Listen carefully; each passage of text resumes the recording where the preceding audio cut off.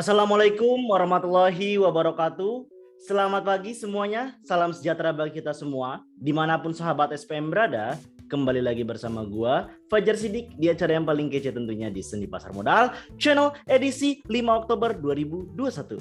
Pada edisi ini seperti edisi kemarin, yaitu kita akan ngebahas nih mengenai analisis teknikal harian untuk perdagangan hari ini, yaitu tanggal 5 Oktober 2021, dan sedikit nge-recap apa aja yang terjadi pada pergerakan indeks atau IHSG pada hari kemarin, yaitu tanggal 4 Oktober 2021. Sebelum itu, ini gue nawarin dua buah buku kece ya. Pertama adalah buku Millennial Investing. Inilah buat lu yang pengen belajar fundamental, yang lu nggak sabaran, kalau bisa dalam 1 tahun udah take profit di atas 100% atau 50%. Nah, gimana caranya untuk ngedapetin emiten-emiten tersebut, bagaimana cara screeningnya, lu bisa baca buku ini. Ini tebalnya 200 halaman lebih ya. Dan ini menggunakan bahasa yang simple, enak banget untuk pemula sekalipun. Dan yang buku kedua ini adalah buku The Art of Mr. Market. Ini mengungkap keberadaan bandar di pasar modal. Jadi yang tertarik tentang bandarmologi atau istilahnya hidden agenda bursa, lu wajib banget baca buku ini. Bahwa nggak hanya ada putih, selalu ada hitam. Jadi selalu ada pro dan kontra dari setiap agenda gitu ya. Dan ini buku ini bisa lu temuin nih, dua buku ini lu bisa lu temuin di gramedia.com ataupun langsung di toko buku Gramedia terdekat, keluaran Elefmedia Komputindo, dan juga lu bisa ngedapetinnya itu di platform-platform digital, baik itu Shopee, Bukalapak, Tokopedia dan sebagainya macamnya. Oke? Itu sekilas. Jadi kita lanjut ke topik kita hari ini, yaitu adalah analytical saham harian tanggal 5 Oktober 2021. Ini adalah pergerakan indeks harian. Secara overall semua bursa, semua indeks mengalami hijau. IHSG hijau 1,82%, LQ45 positif 2,82%, JI positif 2,51%, Kompas 100 positif 2,85%, lalu Serikahati positif 2,77%. Artinya di sini pergerakannya out of standing pada pergerakan hari kemarin 4 September 2021. Apapun emiten yang lu pilih pasti take profit. Bener gak? Nah, kenapa seperti itu? Karena itu adalah hari terakhir pemberlakuan PPKM. Istilahnya dalam range waktu itu, itulah hari terakhirnya. Sambil menunggu kemarin malam bagaimana keputusannya, apakah diturunkan lagi levelnya apa tidak. Ternyata malam kemarin itu diinfokan bahwa PPKM itu tetap dilanjutkan, sehingga dampaknya ini gua nyangka itu akan membuat seperti kayak biasa. Jadi akhir dari periode tersebut akan sentimen positif yang terbentuk gitu. Harapannya akan lebih baik lagi, tidak ada PPKM lagi. Saat PPKM dilanjutkan akan turun dulu akan mengalami koreksi sebelum bisa jadi naik lagi atau makin turun gitu. Itu adalah anomali selama PPKM terjadi, selalu kayak gitu siklusnya. Jadi lu kalau pengen ngambil swing trading, lu bisa mengambil momentumnya seperti ini. Lu ambil pada saat awal sesi atau istilahnya pada saat pengumuman PPKM dilanjut, berarti besok atau hari ini ya. Lalu lu jual pada saat hari-hari terakhir istilahnya hari-hari periode PPKM sambil menunggu apakah PPKM tersebut dilanjut apa enggak. Selalu siklusnya seperti itu. Di hari terakhir adalah hijau royo. Dan inilah top gainers dan top loser pada perdagangan hari ini. Top gainers ada Fit, Bumi, Tefas, Fire, MPRO, ITMG. Sedangkan top loser ada CBMF, Tira, Tifa, SWAT, OPMS, dan SOTS. Dan ini adalah pergerakan IHSG dalam sehari. Lihat pergerakan IHSG secara overall itu naik ya, naik tapi cenderung sideways. Dia naik tapi yang belah sininya sideways nih, belah sininya sideways. Setelah dilakukan pembuangan besar pada jam 9.15. Di sini terbentuk gap. Ini ada gap nih. Ini ada gap nih. Gap ini yang menjadi rawan ya. Gap inilah yang akan mengalami penutupan. Lihat, range untuk menutupnya cukup jauh dari sini ke sini. Nih, untuk range untuk penutupan. Jadi rawan-rawan koreksinya cukup tinggi ya, bisa minus 1%-an pada perdagangan hari ini. Jadi kemungkinan itu bisa dibuka naik atau turun, tetapi karena beberapa sentimen kemungkinan turunnya cukup tinggi. Jadi awal-awal bursa akan mengalami merah darah gitu. Bisa juga hijau, biar dia pasti ada perlawanan dikit di sini, ada volume naik tinggi, perlawanan untuk mencoba membuka gap gitu ya. Tapi ini tidak akan mengurangi eksistensi mereka untuk mencoba menutup gap ini nih, mencoba untuk menutup gap ini. Apalagi ini range, lihat garis yang hijau ini, range-nya udah mulai menutup di sini, udah mulai mengecil. Kalau dia nge-break, berarti dia bentuk gap ke atas, tapi kalau dia gagal, dia akan turun koreksi menutup gap ke sini. Ini menjadi titik acuannya di sini. Apakah dia naik gap apa enggak? Kalau dia dari sini mantul ke bawah, itu be careful, banyak yang akan merah tentunya pada perdagangan hari ini. Dan inilah top net foreign buys pada perdagangan hari ini. Ada Friend, BBRI, LPKR, BAB, MNCN, dan Pegas. Top net foreign sell ada Zing, ACES, ABMM, SMMT, Kepig, dan NPGF. Dan ini adalah Pom-Pom News. Pom-Pom News itu apa? Pom-Pom News itu adalah berita yang dikeluarkan pada saat bursa telah mengalami penutup. Jadi ada beberapa yang menarik. Itu yang pertama, berita dari iPodnews.com.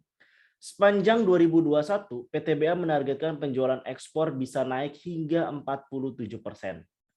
Dipicu permintaan batu bara ke pasar luar negeri yang diproyeksikan akan meningkat di sepanjang 2021, PT Bukit Asam Tbk (PTBA) menargetkan komposisi volume penjualan ekspor bisa menjadi 47% dari sebelumnya 46% di 2020. Ini selalu menjadi kabar gembira khususnya untuk sektor mining batubara ya. Kenapa mining menjadi sekarang primadona ternyata di window dressing ya, menjelang window dressing? Itu dikarenakan bahwa harga gas itu selalu melambung lebih tinggi gitu. Jadi untuk menguranginya, perusahaan bagaimana mengakali harga gas yang semakin tinggi, ya dia berubah mengalihkan dari penggunaan gas menjadi PTBA atau menjadi PTBA menjadi batu bara gitu. Inilah kabar positif untuk batu bara. Jadi bisa masuk ke dalam salah satu watchlist untuk perdagangan baik itu harian ataupun mingguan. Lalu berita kedua, berita dari investor.id, masuki era new economy, prospek saham teknologi kinclong. Associate Director of Research and Investment Pilar Mas Investindo Sekuritas, Maximilianus Nicodemus menuturkan, sejauh ini saham-saham teknologi memiliki prospek yang sangat cerah. Apalagi Indonesia merupakan pasar terbesar baik dari segi potensi ekonomi maupun jumlah perusahaannya. Ini benar banget gitu ya. Jadi perusahaan teknologi untuk beberapa waktu ya, mungkin tahun ini tahun depan gitu, sama dengan kesehatan, itu akan selalu memiliki prospek yang cerah. Why? Karena orang Indonesia dipaksa untuk lebih mempercepat pertumbuhan digitalisasinya. Misalkan kita masih di area 2.0, harus dipaksa langsung ke 5.0 gitu. Nah, kesenjangan perubahan 2.0 dan 5.0 itu dibantu dengan yang namanya teknologi dan ada yang namanya proses. Itulah kenapa nggak heran ada beberapa saham-saham teknologi yang kinerjanya sangat-sangat cemerlang. Salah satu contohnya adalah DCII ya. Itu salah satu perusahaan teknologi yang cemerlang. Selain itu Telkom, XL, lalu ISAT, lalu yang sebagai macamnya selalu berinovasi. Nanti ada GoTo, ada Bukalapak juga yang sudah ada. Itu berinovasi bagaimana istilahnya memenuhi kebutuhan dari para penggunanya gitu. Dan ini berdampak terhadap yang namanya pendapatan tentunya. Karena kenapa? Indonesia rakyatnya banyak, sangat-sangat banyak dari Sabang sampai Merauke. kesenjangan yang terjadi di mana rata-rata anak muda pun tidak bisa lepas dari yang namanya gawai atau teknologi. Apalagi yang udah kerja, nggak bisa lepas juga dari gawai sama teknologi. Inilah yang menjadi bisa dibilang brandnya. Brand secara nggak langsung sudah di branding sama pemerintah. Yo teknologi, yo mengimprove, yo adaptif, yo harmonis terhadap teknologi, saling selaras kayak gitu. Nah, jadi bagi teman-teman untuk melihat suatu emiten growth investing ataupun value investing itu bisa teman-teman lihat di saham teknologi untuk mencari saham-saham multi bagger. Gimana caranya nih? Baca buku ini. Buku Millennial Investing, ada di sini penjelasannya. Selanjutnya, prospek cerah ekspor batu bara. Berita dari kompas.com. Asosiasi Pertambangan Batubara Indonesia (APBI) menilai pasar ekspor batubara memiliki prospek cerah seiring permintaan yang meningkat di akhir tahun. Direktur Eksekutif APBI, Hendra Sinadia mengungkapkan, Tiongkok sebagai salah satu pasar ekspor utama berpotensi bakal menambah kebutuhannya. Jadi jangan kaget kalau hari ini sektor-sektor batubara itu mengalami kenaikan. Contohnya adalah PTBA, terus ada Adro, ada Pegas, ya kayak gitu. Lanjut. Harga timah terpukul oleh dua kabar buruk dari China. Berita dari CNBC Indonesia, harga timah dunia melemah di tengah kekhawatiran Indonesia mengenai dampak krisis Evergrande akan meluas dan memukul sektor properti Cina. Masalah Evergrande ini semakin memberatkan laju timah dunia setelah adanya krisis listrik di China. Pembatasan penggunaan listrik di China telah memangkas permintaan untuk timah olahan karena perusahaan solder dan produsen kimia timah di beberapa negara bagian beroperasi dengan kapasitas yang berkurang, kata Asosiasi Timah Internasional. Ini menjadi kabar buruk tentunya untuk sektor-sektor timah seperti timah itu Tins ya kalau nggak salah. Tins, Inco juga ada itu. Nah, itu menjadi satu kabar buruk untuk hari ini gitu. Untuk bisa terjadi sepanjang hari mungkin nggak secemerlang kemarin perdagangannya. Mungkin hanya 1% atau bahkan bisa minus. Atau awal-awal sesi yang lain positif khususnya PTBA langsung soloran ini turun dulu atau negatif dulu itu sangat-sangat mungkin khususnya di sektor timah ini ya. Lanjut, berita yang sangat ditunggu-tunggu yaitu PPKM diperpanjang, Jabodetabek masih PPKM level 3. Ini menjadi kunci bahwa awal-awal sesi itu sekitar 60% 70% akan koreksi. Kalau nggak awal sesi koreksi, setelah jam 10 jam 11 itu akan mulai cenderung turun. Karena kekhawatiran mereka sehingga mereka akan mengalihkan uangnya dari saham pindah ke yang namanya SBN, surat berharga negara atau SUN, surat utang negara. Jadi move ke sana. Selain itu juga yang akan diuntungkan adalah emas tentunya. Jadi akan move terbagi ke dua distrek. Yang pertama ke SBN atau surat berharga negara yang lebih aman, obligasi. Dan yang kedua itu adalah ke emas. Jadi emas itu akan menjadi kenaikan sendiri, yaitu adalah Antam, bisa dicek nanti Antam, itu menjadi salah satu kabar positif sebenarnya dari PPKM ini. Tapi bagi emiten-emiten lain tentunya akan menjadi kabar buruk. Gitu. Dan ini adalah review rekomend emiten 4 Oktober 2021 kemarin. Ada PPRP, PPRE, DILT, PAMG, dan LSIP. Secara overall semuanya telah memenuhi target ya. Target trading plan yang udah dibuat. Semua sesuai dengan target. Dan yang paling outstanding itu adalah DILT sampai 180. Yang tidak tercapai itu hanya PAMG. Tapi secara overall semuanya tercapai. Selamat bagi yang mengikuti trading plan, happy cuan. Bagi lu yang belum mengikuti, jangan sedih, jangan panik. Setelah ini, gua kasih nih emiten apa yang menarik untuk lu perdagangkan pada perdagangan hari ini 5 Oktober 2021. Yaitu yang pertama adalah PJAA. Di sini gue pakai dua indikator, yaitu adalah indikator Bollinger Band dan yang kedua adalah indikator Chaikin Oscillator. Apa itu indikator Bollinger Band? Jadi indikator Bollinger Band itu untuk melihat kekuatan suatu tren, ya, suatu tren. Dia memiliki 3 garis, yaitu adalah upper band, lower band, dan yang warna coklat di tengah ini adalah middle band, ya. Strategi untuk beli dan jual biasanya adalah beli di area lower band, jual di area upper band, atau beli di area middle band, jual di area upper band, beli di area lower band, jual di area middle band. Jadi diputar di antara area situ aja. Itu yang pertama, strategi beli dan jual. Yang kedua adalah melihat kekuatan suatu tren. Saat Bollinger Band terbuka lebar seperti ini, bukan sempit, lihat nih. Kalau sempit dia cenderung sideways. Nah, tapi kalau lebar kayak gini, potensi naik ke atas cukup tinggi. Itu cara ngebacanya ya. Dan kalau dia udah mencapai upper band, kecenderungan untuk mantul ke bawah itu cukup tinggi gitu. Lalu Chaikin Oscillator ini apa? Chaikin Oscillator adalah indikator untuk melihat psychology market. Apakah lagi sentimen positif atau lagi sentimen negatif.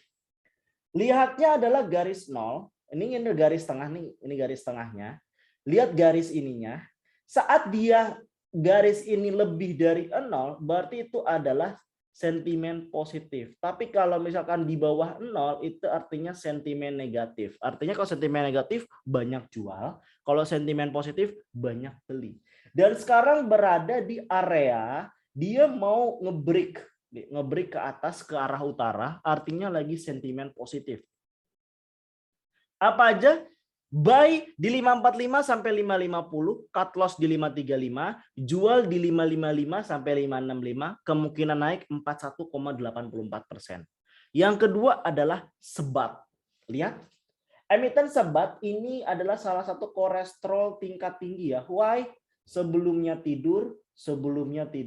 Dia bangkit sesaat sebelum tidur lagi. Ini dia bangkit lagi, tapi lihat beda dengan case yang ini ya. Dia bangkit tetapi banyak aksi jual. Jadi ini pure bandar yang mainin sehingga tidur lagi. Tapi beda case di sini, lihat dibuka Bollingernya. Bollingernya ngebuka, artinya potensi naik masih ada, serta di sininya adalah positif. Artinya akan banyak, istilahnya pada awal sesi akan hijau dulu untuk sebat. Bukan nyebat rokok, bukan. Nyebat emiten. Beli di 51 sampai 52, cut loss di 50, jual di 55 sampai 56, kemungkinan naik 46,84%. Kalau gua nyaranin, silakan beli di pasar nego, jual di pasar reguler. Kalau harga emitennya sekitar 50 perak, itu lu beli di pasar nego ya pada awal sesi, lu langsung pasang harga, iya sekitar 50, 48, 47 gitu. It's okay. Lalu dijual di pasar reguler. Apakah mungkin? Sangat-sangat mungkin gitu. Tapi ingat, sekali lagi ini kolesterol tingkat tinggi bagi lu yang punya profil resiko very high risk yang boleh menggunakan emiten sebat. Next adalah mark. Beli di 940 sampai 945, cut loss di 930, jual di 950 sampai 960, kemungkinan naik 55,08%. Kalau di emiten sebat ya, emiten mark, lihat dia masih di utara, sentimennya masih positif, ini akan sideways, tapi dia sudah berada di middle band, jadi ada kemungkinan mantul ke atas atau dia ke bawah dulu menuju lower band sebelum naik lagi ke atas. Itu adalah mark. Jadi ambillah posisi belinya itu adalah jangan posisi langsung hajar. Kalau bisa di harga di 940 di mepet-mepet gitu. Dan terakhir adalah fit. Fit case-nya sama dengan yang dua tadi, dua di awal. Dia lihat Bollinger Band yang ngebuka, artinya trennya sangat kuat pada awal sesi ya untuk naik. Walaupun di sininya sentimennya itu masih labil antara dia bawa ke turun atau mau dibawa ke atas gitu. Jadi nggak bakal jauh-jauh banget. Itulah kenapa di sini fit dia nggak seperti perdagangan kemarin dia mencapai auto reject atas. Di sini cuma beli di 167 sampai 172, cut loss di 161, jual di 180 sampai 190, kemungkinan naik 55,45%. Kurang lebih itu yang bisa gue sampaikan pada perdagangan hari ini. Silakan digunakan trading plan dengan baik. Sekali lagi untuk trading plan, itu sukses atau tidaknya bagaimana itu balik lagi ke lu. Apakah lu orang yang greedy? Apakah lu orang yang namanya disiplin? Kalau lu greedy dan tidak disiplin, udah ambiar, lupakan, hilang. Tapi kalau lu disiplin dengan trading plan yang itu buat, percayalah bahwa profit itu akan datang sendiri. Oke? Kalau konten ini bermanfaat, jangan lupa untuk like, share, dan subscribe di bawah ini. Gua Fajar Siddiq pamit. Bye. Assalamualaikum warahmatullahi wabarakatuh. Happy cuan, sahabat SPM.